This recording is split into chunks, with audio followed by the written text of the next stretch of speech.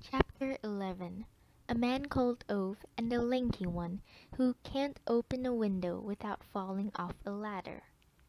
It's 5:45, and the first proper snowfall of the year has laid itself like a cold blanket over the slumbering community of row houses. Ove unhooks his jacket and goes outside for his daily inspection.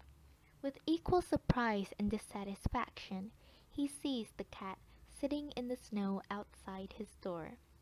It seems to have been sitting there all night. Ove slams the front door extra hard to scare it away. Apparently, it doesn't have the common sense to take fright. Instead, it just sits there in the snow, licking its stomach, utterly unconcerned. Ove doesn't like that sort of behavior in a cat. He shakes his head and plants his feet firmly on the ground. The cat gives him a briefest of glances, clearly uninterested, then goes back to licking itself. Ove waves his arms at it. The cat doesn't budge an inch. "This is private land," says Ove. When the cat still fails to give him any sort of acknowledgment, Ove loses his patience and, in a sweeping movement, kicks one of his claws towards it. Looking back, he couldn't swear that it wasn't intentional. His wife would have been furious if she'd seen it, of course. It doesn't make much difference anyway. The clock flies in a smooth arc and passes a good yard and a half to the left of its intended target before bouncing softly against the side of the shed and landing in the snow. The cat looks nonchalantly first at the clog and then at Ove. In the end it stands up, strolls around the corner of Ove's shed, and disappears. Ove walks through the snow in his socks to fetch the clog. He glares at it, as if he feels it should be ashamed of itself for not having a better sense of aim. Then he pulls himself together and goes on his inspection tour. Just because he's dying today doesn't mean that the vandals should be given free rein. When he comes back to his house, he pushes his way through the snow and opens the door to the shed. It smells of mineral spirits and mold in there, exactly as it should in a shed. He steps over the sap's summer tires and moves the jar of unsorted screws out of the way, squeezes past the workbench, carefully not to knock over the jars of mineral spirits with brushes in them, lifts aside the garden chairs and the globe barbecue, puts away the rim wrench, and snatches up the snow shovel, weights it a bit in his hand, the way one might do with a two-handed sword, stands there in silence, scrutinizing it. When he comes out of the shed with the shovel, the cat is sitting in the snow again, right outside his house. Ove glares in amazement at its audacity. Its fur is thawing out, dripping, or what remains of its fur. There are more bald patches than fur on that creature. It also has a long scar running along one eye, down across its nose. If cats have 9 lives, this one is quite clearly working its way through at least the 7th or 8th of them. "Clear off," says Ove. The cat gives him a judgmental stare, as if it's sitting on the decision-making side of the desk at a job interview. Ove grips the shovel, scoops up some snow, and throws it at the cat, which jumps out of the way and glares indignantly at him, spits out a bit of snow, snorts, then turns around and pads off again, around the corner of Ove's shed. Ove puts his snow shovel to work. It takes him 15 minutes to free up the paving between the house and the shed. He works with care, straight lines, even edges. People don't shovel snow that way anymore.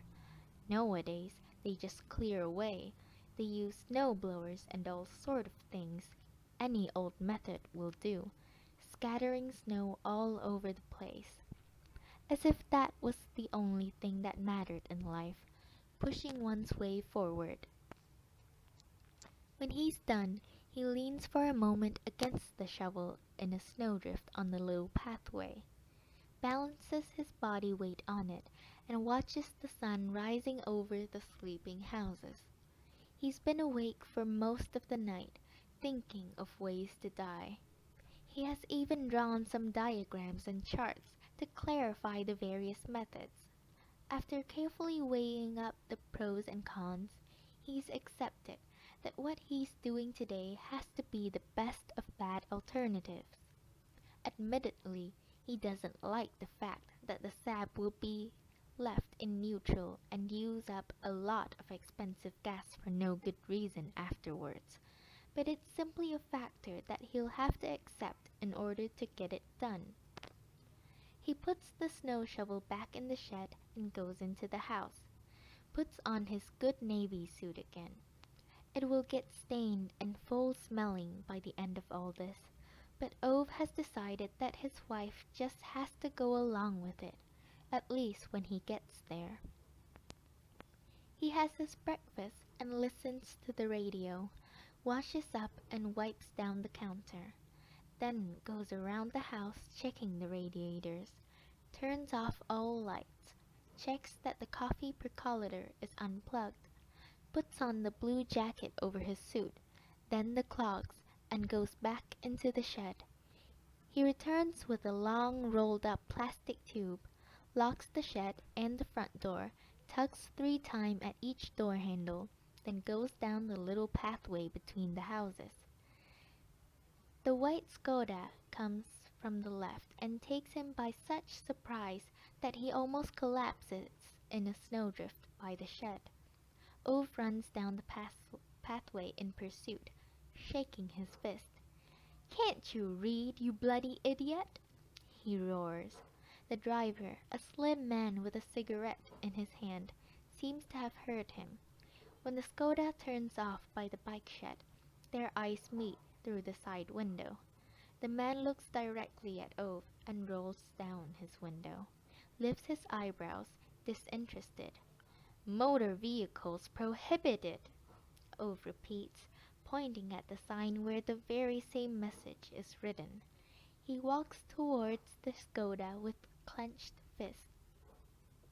The man hangs his left arm out of the window and unhurriedly taps the ash off his cigarette.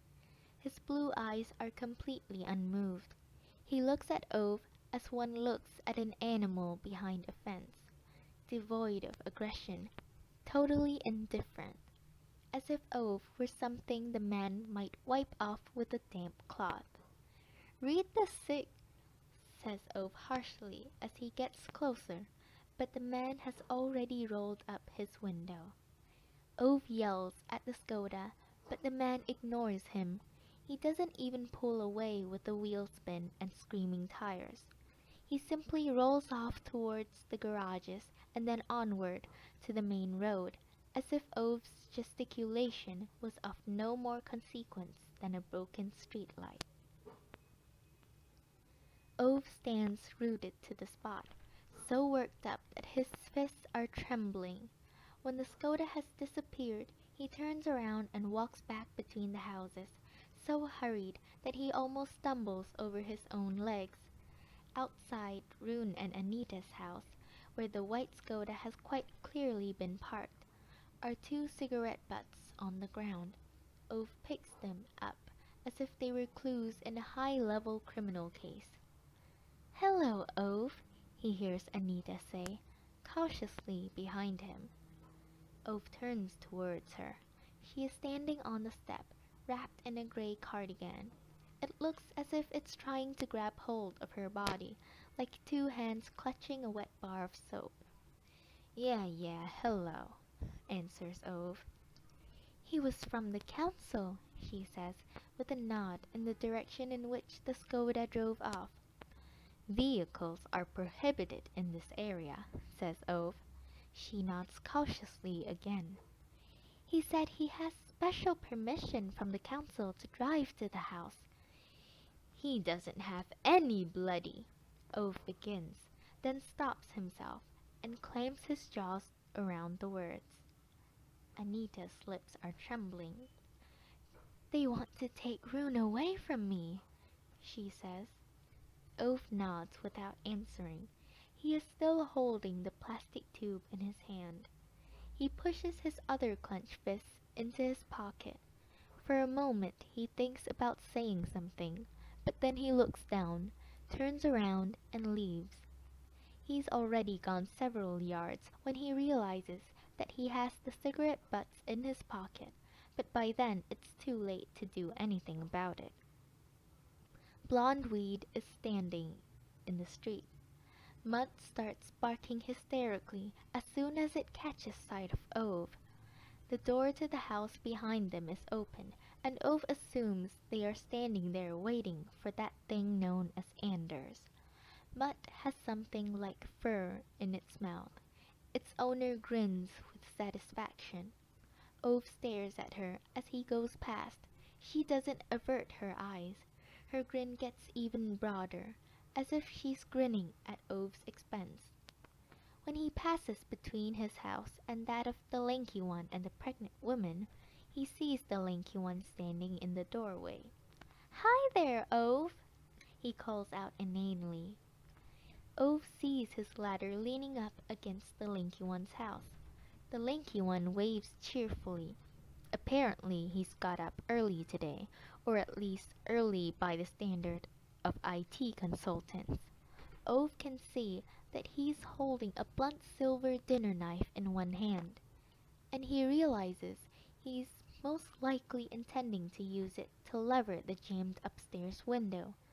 Ove's ladder, which the lanky one is clearly about to scale, has been shoved at an angle into a deep snowdrift. "Have a good day!" Yeah, answers Ove without turning around as he trudges past. Mutt is outside that Anders Thing's house, barking furiously. Out of the corner of his eye, Ove sees the weed still standing there with the scorching smile in his direction. It disturbs Ove. He doesn't quite know the reason for it, but he feels a disturbance in his bones. As he walks up between the houses, past the bicycle shed, and into the parking area, he reluctantly admits to himself that he's walking around looking for the cat, but he can't seem to find it anywhere. He opens his garage door, unlocks the sab, and then stands there, his hands in his pockets, for what must be in excess of a half hour. He doesn't quite know why he's doing it. He just feels that something like this requires some kind of sanctified silence before one heads off. He considers whether the paintwork of the sab will become terribly dirty as a result of this. He supposes so. It's a pity and a shame, he realizes, but not much can be done about it. He gives the tires a couple of evaluating kicks. They're in fine order, they really are. Good for at least another 3 winters, he estimates, judging by his last kick. Which quickly reminds him about the letter in the inside pocket of his jacket. So he fishes it out to check whether he has remembered to leave instructions about the summer tires. Yes, he has. It's written here under the Sab Plus accessories. Summer tires in the shed. And then clear instructions that even a genuine moron could understand about where the rim bolts can be found in the trunk. Ove slides the letter back into the envelope and puts it in the inside pocket of his jacket. He glances over his shoulder into the parking area, not because he's bothered about that damned cat, obviously. He just hopes nothing's happened to it, because then there'll be hell to pay from Ove's wife. He's quite sure about that. He just doesn't want a taking off because of the damn cat. That's all. The sirens of an approaching ambulance can be heard in the distance, but he barely takes any notice. Just gets into the driver's seat and starts the engine. Opens the back electric window a couple of inches, gets out of the car, closes the garage door, fixes the plastic tube tightly over the exhaust pipe, watches the exhaust fumes slowly bubbling out of the other end of the tube, then feeds the tube through the open back window, gets into the car, closes the door, adjusts the wing mirrors, fine-tunes the radio one step forward and one step back, leans back in the seat, closes his eyes, feels the thick exhaust smoke, cubic inch by cubic inch, filling the garage and his lungs. It wasn't supposed to be like this. You work and pay off the mortgage and pay taxes and do what you should. You marry, for better or for worse, until death do us part. Wasn't that what they agreed? Ove remembers quite clearly that it was. And she wasn't supposed to be the first one to die. Wasn't it bloody well understood that it was his death they were talking about? Well, wasn't it? Ove hears a banging at the garage door, ignores it, straightens the creases of his trousers, looks at himself in the rear view mirror, wonders whether perhaps he should have put on a tie. She always liked it when he wore a tie. She looked at him then as the most handsome man in the world. He wonders if she will look at him now, if she'll be ashamed of him turning up in the afterlife unemployed and wearing a dirty suit. Will she think he's an idiot who can't even hold down an honest job without being phased out, just because his knowledge has been found wanting on account of some computer?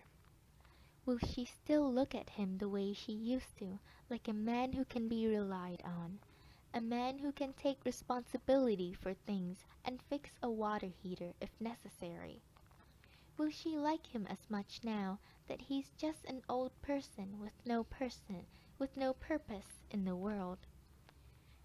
There's more frenetic banging at the garage door. Ove stares sorely at it. More banging. Ove thinks to himself that it's enough now.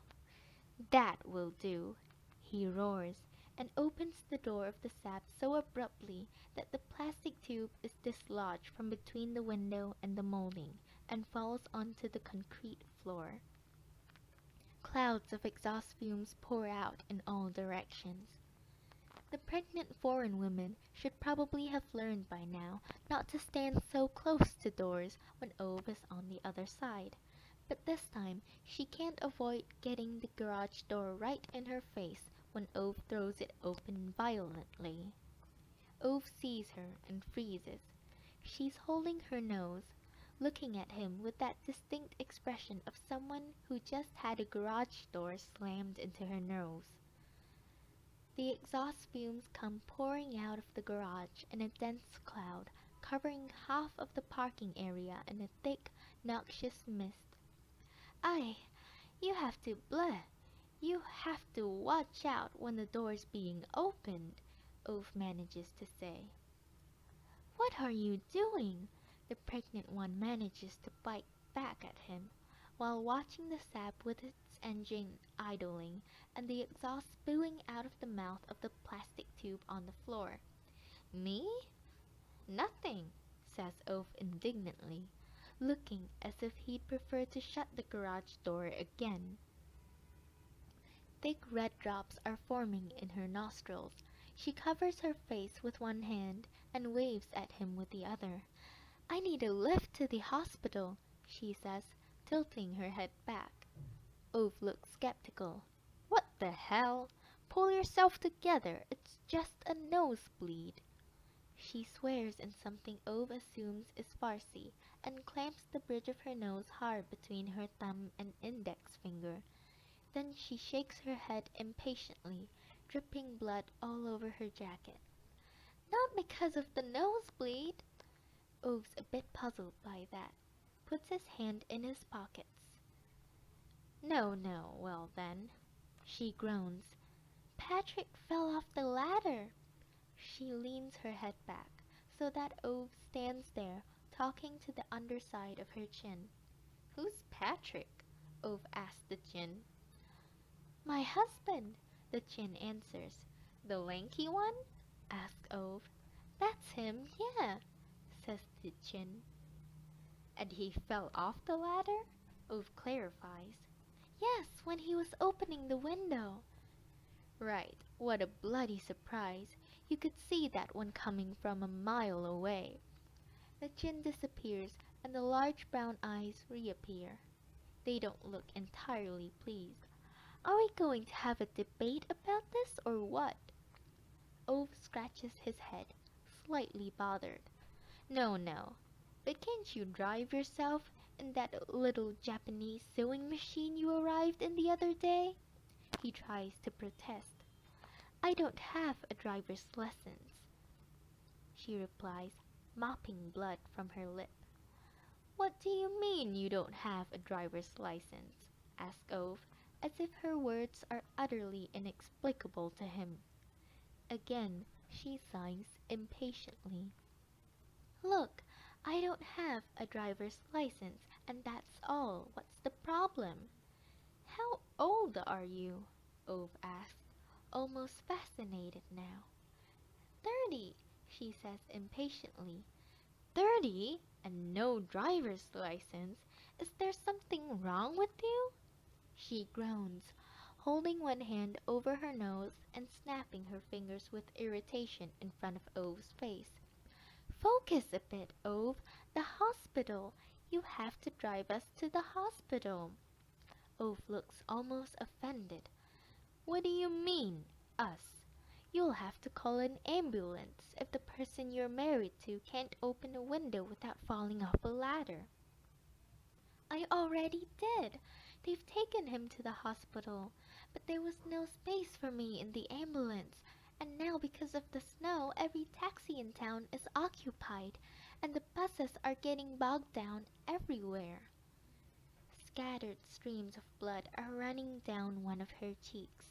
Ove clamps his jaw so hard that he starts gnashing his teeth. You can't trust bloody buses. The drivers are always drunks, he says quietly, his chin at an angle that might make someone believe he was trying to hide his words on the insides of his shirt collar. Maybe she notices the way his mood shifts as soon as she mentions the word bus. Maybe not. Anyway, she nods as if this in some way clinches it. Right then, so you have to drive us. Ove makes a courageous attempt to point threateningly at her, but to his own dismay he feels it's not as convincing as he might have hoped. There are no have-tos around here. I'm not some bloody mobility service, he manages to say at last.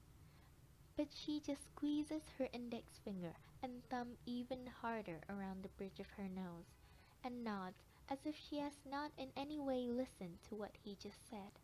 She waves with irritation towards the garage and the plastic tube on the floor spewing out exhaust fumes thicker and thicker against the ceiling. I don't have time to fuss about this anymore. Get things ready so we can leave. I'll go and get the children. The children! Ove shouts after her, without getting any kind of answer. She's already swanned off on those tiny feet that looked wholly undersized for that large pregnant bump, disappearing around the corner of the bicycle shed and down towards the houses. Ove stays where he is, as if waiting for someone to catch up with her and tell her that actually Ove has not finished talking. But no one does. He tucks his fists into his belt and throws a glance at the tube on the floor. It's actually not his responsibility if people can't manage to stay on the ladders they borrow from him. That's his own view. But of course he can't avoid thinking about what his wife would have told him to do under the circumstances if she'd been here. And of course, It's not so difficult to work it out, Ove realizes, sadly enough. At long last, he walks up to the car and pokes off the tube from the exhaust pipe with his shoe, gets into the cab, checks his mirrors, puts it into first and pulls out into the parking area. Not that he cares particularly about how the pregnant woman gets to the hospital, but Ove knows very well that there will be no end of nagging from his wife if the last thing Ove does in this life is to give a pregnant woman a nosebleed and then abandon her to take the bus. And if the gas is going to be used up anyway, he may as well give her a lift there and back. Maybe then that woman will leave me in peace, thinks Ove. But of course she doesn't.